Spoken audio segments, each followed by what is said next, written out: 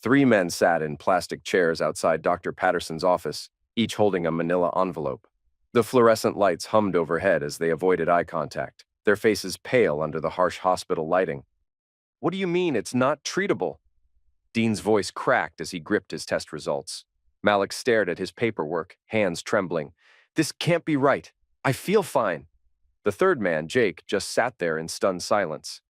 From around the corner, Michael Harlan watched through the reflection in a vending machine's glass. His face remained expressionless as he observed the three men who had destroyed his marriage squirm in their seats. He adjusted his sanitation department uniform and walked away without a sound. The plan was working perfectly. 6 months earlier, Michael's alarm went off at 5:30 a.m., same as every morning for the past 8 years. He rolled over to find Celeste's side of the bed empty and cold. Through the bathroom door, he could hear her on the phone, her voice low and secretive. I know. Just give me another week and I'll figure something out." He pretended to be asleep when she emerged, watching through barely opened eyes as she applied her makeup with practiced precision. Celeste had always been beautiful, the kind of woman who turned heads in grocery stores and made other wives nervous at parties. But lately, something had changed. The distance between them had grown from a crack to a chasm. "I'm heading to the studio early today," she said, not looking at him. "Another brand partnership meeting." Michael nodded, knowing she couldn't see him. Celeste had transformed herself from a pharmaceutical sales rep into a lifestyle influencer over the past 2 years. Her Instagram account at Celeste Shines had grown to over 200K followers. She posted about wellness, fitness, and living your best life, while their own life together withered.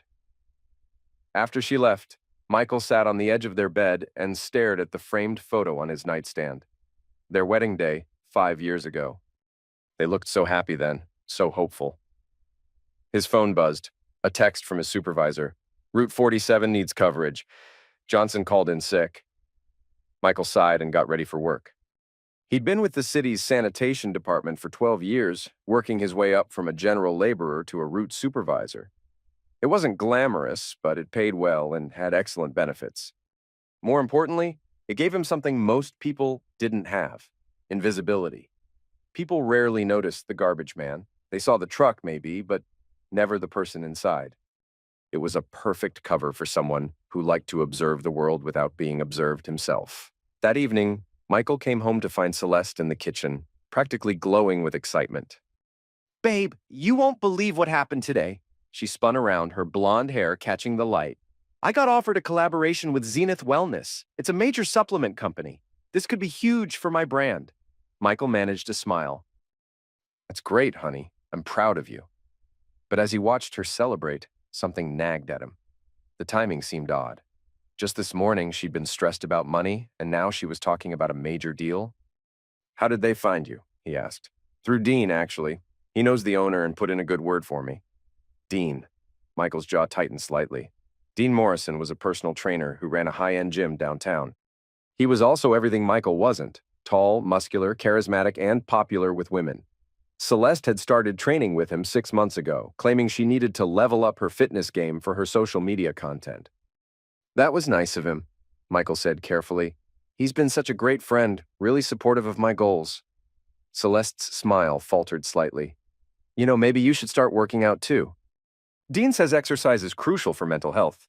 The suggestion stung, but Michael kept his expression neutral. "I'll think about it." That night, as Celeste slept beside him, Michael stared at the ceiling and wondered when his wife had stopped seeing him as a partner and started seeing him as a problem to be fixed. The next morning, Celeste rushed out for another early meeting, leaving her iPad charging on the kitchen counter.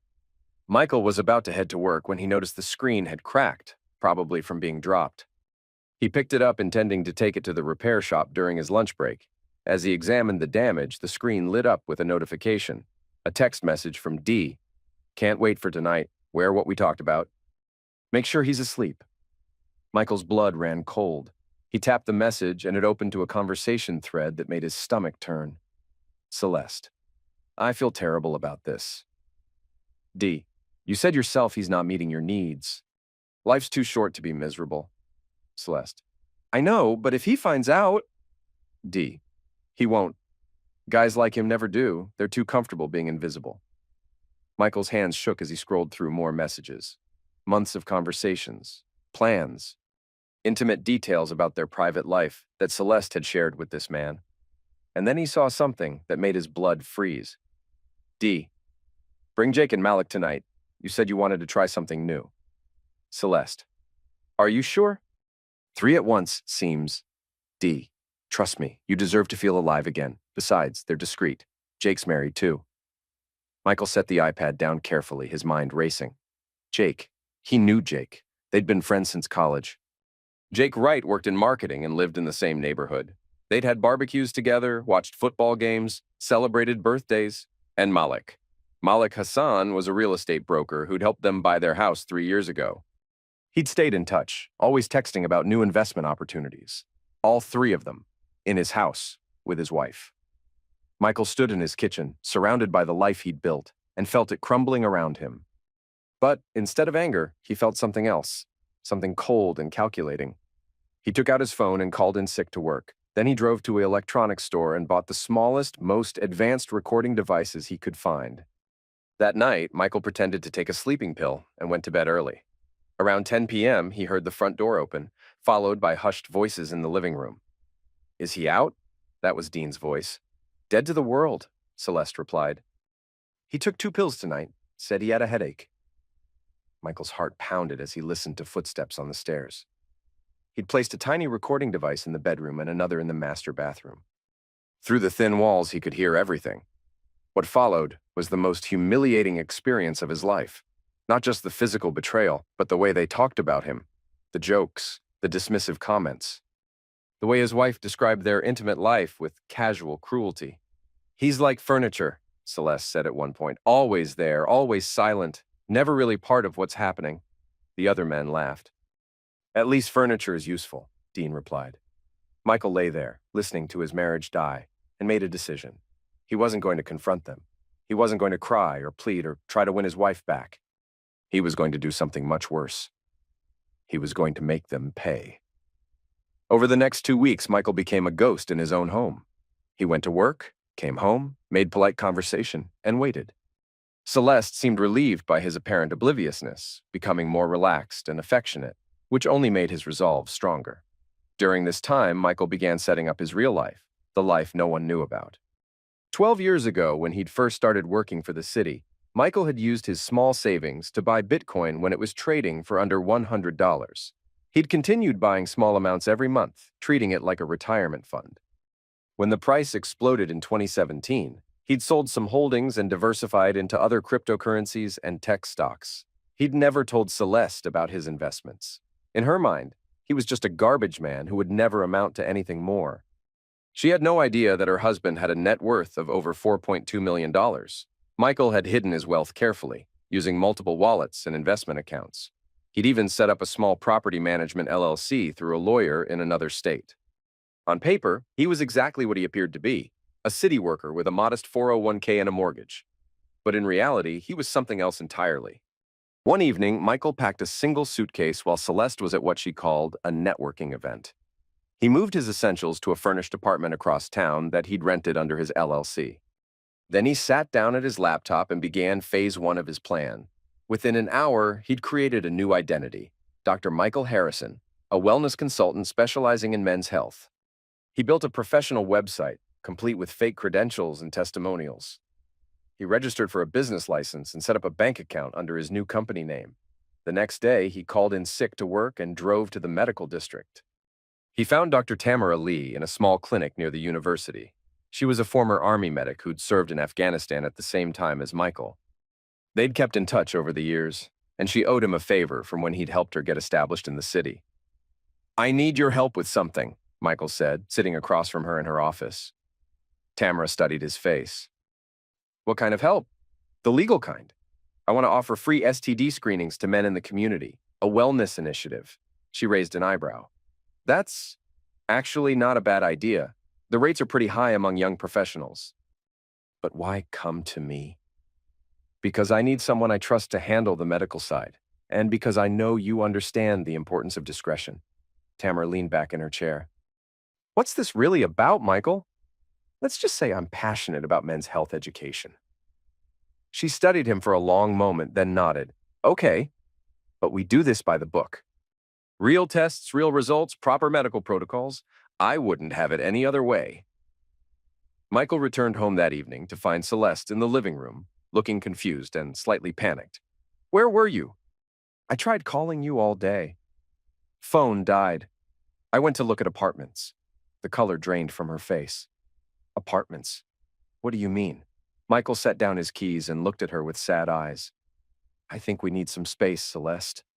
I can feel you pulling away from me, and I don't want to force you to stay in a marriage that's making you unhappy. Michael, I found a place. Small, but it's enough for now. I'll be out by the weekend. Celeste stared at him, clearly thrown off balance. This wasn't the reaction she'd expected. Don't you want to talk about this? Fight for us? I'm tired of fighting for someone who doesn't want to be fought for. Michael's voice was calm, resigned. I love you, Celeste. But I can't keep pretending everything is okay when it's not.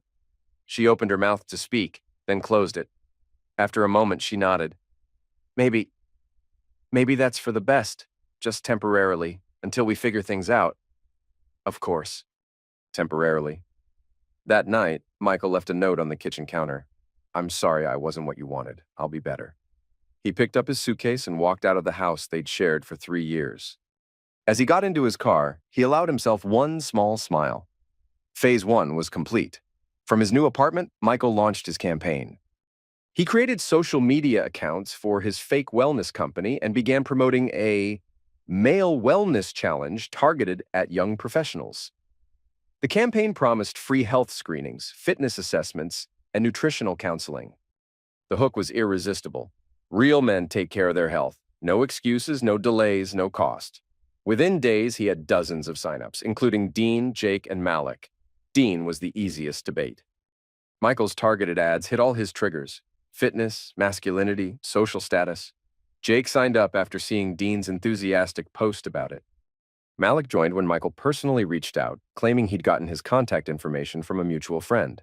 The screening event was held at a rented space downtown, designed to look like a high-end medical facility. Tamara handled the actual medical side, while Michael, wearing a fake beard and glasses, played the role of Dr. Harrison. Gentlemen, he addressed the group of about 30 men, thank you for prioritizing your health. Today's screening will include blood work, STD testing, and a comprehensive wellness assessment. Everything is confidential, and results will be available within 48 hours. Dean, Jake, and Malik sat in the front row, joking and laughing with each other. They had no idea they were looking at the husband they'd betrayed. The tests were legitimate. Michael wanted real results, not fake ones. That was crucial for what came next. 3 days later, all 3 men received their results via email. Everything was normal: clean blood work, no STDs, excellent overall health. But Michael had prepared for this. Phase 2 began with a follow-up email from Dr. Harrison. Congratulations on your excellent test results. However, I wanted to reach out regarding some concerning trends we've observed in our data. While your individual results are normal, the testing revealed some unusual patterns that warrant further discussion. Please call our office to schedule a consultation. The email was intentionally vague and slightly alarming. Michael knew that ambiguous medical information would trigger anxiety in most people. Dean called first within an hour. Dr. Harrison, this is Dean Morrison. I got your email about concerning patterns? Michael lowered his voice and spoke with clinical precision. Mr. Morrison, thank you for calling. I want to stress that your individual results are within normal ranges. However, our analysis has identified some statistical anomalies in the cohort that participated in the screening. There's a possibility, and I emphasize possibility, that some participants may have been exposed to a rare variant that doesn't show up in standard testing. A variant? What kind of variant? I can't go into specifics over the phone, but I'd like you to come in for a brief consultation. We're offering additional testing at no cost to ensure we haven't missed anything. Dean's voice was tight with worry. How serious is this? As I said, your results are normal, but given the potential implications, I'd rather be overcautious. Can you come in tomorrow? Dean scheduled an appointment immediately. Jake and Malik received similar calls. All 3 men arrived at the fake clinic the next day, visibly anxious. Michael, still in his Dr. Harrison disguise, met with each of them individually. He didn't lie about their health. That would have been too risky. Instead, he planted seeds of doubt and anxiety. The additional tests will take a few days to process, he told each man. In the meantime, I'd recommend avoiding intimate contact until we have definitive results, just as a precaution. While the three men waited for their additional results, Michael began phase 3. He'd been documenting everything, their conversations, their movements, their social media activity. He knew their schedules, their habits, their weaknesses. Dean was the first to crack. Unable to handle the uncertainty, he called his ex-girlfriend, Jessica, a nurse at the local hospital, and asked her to look up information about rare STD variants. When she couldn't find anything matching his description, he became increasingly paranoid. His behavior at the gym became erratic. He snapped at clients, seemed distracted during training sessions, and started avoiding physical contact. Word began to spread that something was wrong with Dean Morrison. Jake was handling the stress even worse. He became convinced that he'd contracted something serious and began exhibiting classic symptoms of health anxiety: insomnia, loss of appetite, constant internet searching for information about rare diseases. His wife Sarah noticed the change immediately. When she pressed him about what was wrong, Jake made the fatal mistake of mentioning the concerning patterns from his health screening. "What kind of patterns?" Sarah demanded. "The doctor couldn't say exactly, but there might be some kind of rare variant that doesn't show up in normal tests." Sarah's face went pale. "Are you saying you might have given me something?" No. My results were normal. This is just a precaution." But the damage was done. Sarah insisted on getting tested herself, and when her results came back completely normal, she began asking more questions. Who was this doctor? What clinic had he gone to? Why had he needed additional testing? The more Jake tried to explain, the more suspicious Sarah became. Their marriage, already strained by his infidelity, began to crumble. Malik took a different approach. Instead of worrying about his health, he became angry. He started making calls, trying to track down Dr. Harrison and demand answers. But the clinic number went to voicemail, and the address led to a temporary office space that had already been vacated. As the days passed with no additional results, all three men began to suspect they'd been scammed. But by whom and why? 2 weeks after the fake follow-up, Michael sent a final email to all three men. "After extensive analysis, I'm pleased to inform you that the concerning patterns we identified appear to have been a result of contaminated testing equipment. Your original results stand, and no additional testing is necessary. We apologize for any inconvenience this may have caused." The relief was immediate but short-lived. Within hours, all three men realized they'd been played. But they had no idea by whom or why. Dean confronted Jake and Malik at the gym that evening. "This is bullcrap," Dean said, his face red with anger. "Someone deliberately messed with us." "But who?" Jake looked haggard, his marriage hanging by a thread after 2 weeks of Sarah's suspicious questioning. "And why would someone do this?" "I don't know," Malik said, "but I'm going to find out. I've got connections in the medical field. I'll track down this Dr. Harrison character." "Good luck," Dean muttered. "I already tried. The guy's a ghost." They agreed to meet the next day and compare notes. They had no idea they were being watched. Michael knew it was time for the next phase. He'd successfully planted doubt and anxiety in their minds, damaged their relationships, and made them question their own judgment. Now he needed to reveal himself. He waited until the three men were together at Dean's gym, then walked in wearing his normal clothes: jeans, a work shirt, and a baseball cap. He looked like any other customer. "Excuse me," he said to Dean. "I heard you guys offer personal training?" Dean looked up from his conversation with Jake and Malik. "Yeah, we do." "You looking to get started?" "Something like that." Michael pulled off his cap and looked directly at Dean. "I think we need to talk." The recognition was instant. Dean's face went white. "Holy shit," Jake whispered. Malik just stared, his mouth open. Michael smiled coldly. "Surprised to see me?" "Michael, how did you—" Dean stammered. "Find out about your little wellness screening? Or about what you've been doing in my house?" The silence stretched between them. Other gym members were starting to notice the tension. "Look," Dean said, trying to regain his composure. "Maybe we should talk about this somewhere private." "Why? Are you embarrassed? Ashamed?" Michael's voice was calm, but his eyes were ice cold. "That's interesting. You didn't seem embarrassed when you were in my bedroom." Jake stepped forward. "Michael, let me explain." "Explain what?" "How you've been my friend for 15 years while sleeping with my wife? How you laughed about me being furniture.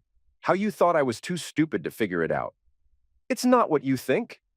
It's exactly what I think. Michael turned to Malik. And you? You helped us buy our house. You came to our Christmas party. You ate my food and drank my beer while planning to betray me. Malik found his voice. Look, Michael, I'm sorry about what happened, but Celeste came to us. She said you two were having problems. So you decided to help solve them by having a threesome with my wife? The words hung in the air like a bomb. Several gym members had stopped working out to watch the confrontation. Dean tried to take control. Okay, this is getting out of hand. Michael, I understand you're upset, but we need to handle this like adults. Michael laughed. Adults? You want to handle this like adults? Here's what adults do, Dean. They get divorced. They split assets. They move on with their lives. That's probably for the best, Jake said quietly. Oh, it is. See, what you three don't understand is that I'm not here to fight you. I'm not here to win my wife back. I'm here to let you know that your little secret isn't a secret anymore. What do you mean? Malik asked. Michael pulled out his phone and showed them a video clip. It was Dean, clearly agitated, calling his ex-girlfriend and ranting about rare STD variants and mysterious doctors. This is from 2 weeks ago, Michael said. Jessica was worried about you, so she recorded the call. She's been showing it to people at the hospital. They think you're having some kind of mental breakdown. Dean's face went from white to red. You son of a bitch! You were Dr. Harrison. Very good. It only took you 2 weeks to figure out. You put us through nightmare, Jake said. My wife almost left me because of your sick game. My sick game? Michael's voice remained calm, but something dangerous flickered in his eyes. You drilled my wife in my house and I'm the one playing sick games?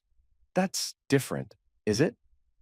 Because from where I'm standing, you three are the ones who played games.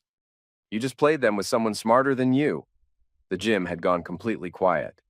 Everyone was watching now. Dean stepped closer to Michael. You think you're so clever? You think this is over? I think you need to be very careful about what you say next, Michael replied. Because unlike you, I don't make threats, I make promises. What's that supposed to mean? Michael smiled. It means that what I showed you today was just the beginning. See, I've been documenting everything. Your conversations, your movements, your little parties. I know things about all of you that would destroy your lives if they became public. You're bluffing, Malik said. Am I? Jake, would you like me to tell Sarah about the other women? The ones who weren't my wife? I have very detailed records. Jake's face went pale. And Malik, I have some interesting information about your business practices. Something about falsified property appraisals. I'm sure the state licensing board would be fascinated. Malik's hands started shaking. And Dean? Michael turned to face him directly. I know about your little side business, the private training sessions with married women, the ones you charge extra for specialized instruction. Dean's jaw tightened. You don't know what you're talking about. I know about Mrs. Patterson from the country club and Mrs. Rodriguez from the mayor's office, and at least 6 others. I have photos, Dean. Very compromising photos. The silence was deafening. So here's what's going to happen, Michael continued. You're going to stay away from my wife. You're going to stay away from me. And you're going to keep your mouth shut about everything that's happened. Because if you don't, I'll make sure everyone in this city knows exactly what kind of men you really are. You can't just, Dean started. I can and I will. You see, gentlemen, you made a fundamental error. You assumed I was weak because I'm quiet. You assumed I was stupid because I'm humble. You assumed I was powerless because I collect garbage for a living. Michael stepped closer to Dean. But you never bothered to really get to know me. You never asked about my background, my skills, my resources. You just saw what you wanted to see. A pathetic husband who would never fight back. What are you saying? Jake asked. I'm saying that I'm not the man you thought I was. I'm not the victim you wanted me to be. I'm something else entirely, and you've made the mistake of making me your enemy. Michael turned to leave, then paused. Oh, and Dean? You might want to cancel your afternoon appointments.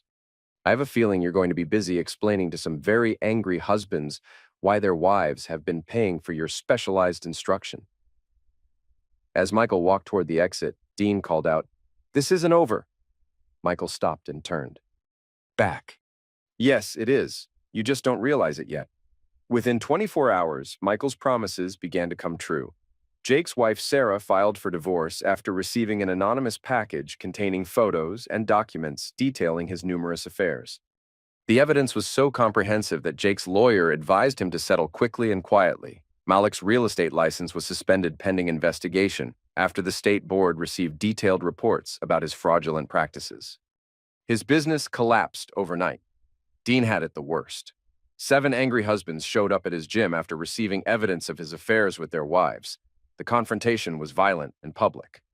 By the end of the week, Dean had lost his lease, his clients, and his reputation. But Michael wasn't finished. 1 month later, Michael sent Celeste a single text. "We need to talk. Meet me at Cafe Luna at 2 p.m. today." Celeste arrived looking haggard and desperate. Her influencer career had imploded after the scandal surrounding her 3 lovers became public. Brands had dropped her, followers had abandoned her, and her income had dried up. "You did this," she said as soon as she sat down. "You destroyed them." "I didn't destroy anyone," Michael replied calmly. "I just revealed who they really were. The destruction was their own doing. You're a monster. I'm a husband who was betrayed by his wife and his friends. I'm a man who decided to fight back using the only weapons available to him, truth and intelligence." Celeste stared at him with a mixture of hatred and fear. "What do you want from me?" "I want you to understand something. You thought you were so clever, carrying on your affairs right under my nose. You thought I was too stupid and too weak to ever figure it out, but you were wrong. I never said you were stupid. No, you just said I was furniture. Always there, always silent, never really part of what was happening." Celeste flinched at her own words being thrown back at her. "Here's what's going to happen," Michael continued. "You're going to sign divorce papers. You're going to take your personal belongings and leave. You're going to disappear from my life completely." "What about the house? My half of the assets?" Michael smiled. "What assets?" "According to our tax returns, I'm a sanitation worker with a modest salary and a small 401k. The house is mortgaged to the hilt. There's nothing to split." "That's impossible. We have savings, investments. We have what I've allowed you to see." "Nothing more, nothing less." Celeste's face went white as the implications sank in. "You hid money from me. I protected myself from you. There's a difference. That's illegal." Asset concealment in a divorce is very difficult to prove when the assets were acquired before the marriage and kept in separate accounts that the other spouse never knew about. Michael's voice was matter of fact. "I've been very careful about documentation. You son of a bitch. I'm the son of a bitch who's giving you a choice. Sign the papers, take your things, and walk away. Or force me to make this public and messy. Because I promise you, Celeste, you don't want to go to war with me." Celeste sat in silence for a long moment. Finally, she spoke. "What happened to you? You used to be kind, gentle. I used to be naive. You cured me of that. I never meant for it to go this far. It was just, I felt trapped, unfulfilled. I needed something more. And now you have it. You're free to find all the fulfillment you want. Just not with my money or in my house." Celeste signed the divorce papers 3 days later. She moved out of the house and back in with her mother in another state. Her social media accounts went dark, and she effectively disappeared from the city where she'd built her brief career as an influencer. 6 months later, Michael stood in the kitchen of his house making coffee as the morning sun streamed through the windows. The silence was peaceful now, not oppressive. He'd kept the house. It was paid off, thanks to his hidden wealth, and he'd grown attached to it despite the painful memories. His phone buzzed with a text from Tamara. "Saw the news about Dean. Assault charges dropped, but he's leaving town. How are you holding up?" Michael typed back, "I'm fine. Thanks for everything." He'd maintained his job with the sanitation department, partly for the health insurance and pension, but mostly because he enjoyed the work. It kept him grounded and reminded him that honest work had its own dignity. His investments had continued to grow, and he'd quietly donated substantial amounts to various charities, veterans organizations mainly, and groups that helped people rebuild their lives after trauma. He wasn't dating anyone, though several women had expressed interest. He wasn't ready yet, maybe never would be. The capacity for trust had been damaged, possibly beyond repair, but he was content. He'd faced the worst betrayal imaginable and emerged stronger. He'd learned that he was capable of things he'd never imagined, both terrible and necessary things. The doorbell rang. Michael opened it to find a young woman in a delivery uniform holding a package. "Michael Harlan?" "That's me." She handed him a small box with no return address. Inside was a single photograph. Dean, Jake, and Malik at what appeared to be a bar, looking defeated and broken. On the back, someone had written, "They're all gone. Thought you'd want to know. A friend." Michael stared at the photo for a moment, then walked to the fireplace and tossed it into the flames. He watched it burn, remembering the night he'd discovered his wife's betrayal and the moment he had decided to fight back. He'd won. Not in the way that movies portrayed victory. There were no triumphant speeches or moment of vindication. Just the quiet satisfaction of knowing that actions had consequences, and that even the most invisible people could be the most dangerous when pushed too far. Michael finished his coffee, put on his work uniform, and headed out to start his day. There was garbage to collect, a city to keep clean, and a life to live. Behind him, the photograph finished burning, leaving nothing but ash and memory. As he drove through the quiet suburban streets, Michael allowed himself one small smile. He'd learned something important about himself during those dark months. He wasn't the man he'd thought he was. He was someone much more complicated, much more capable, and much more dangerous. It was a lesson he hoped he'd never have to use again. But if he did, he was ready.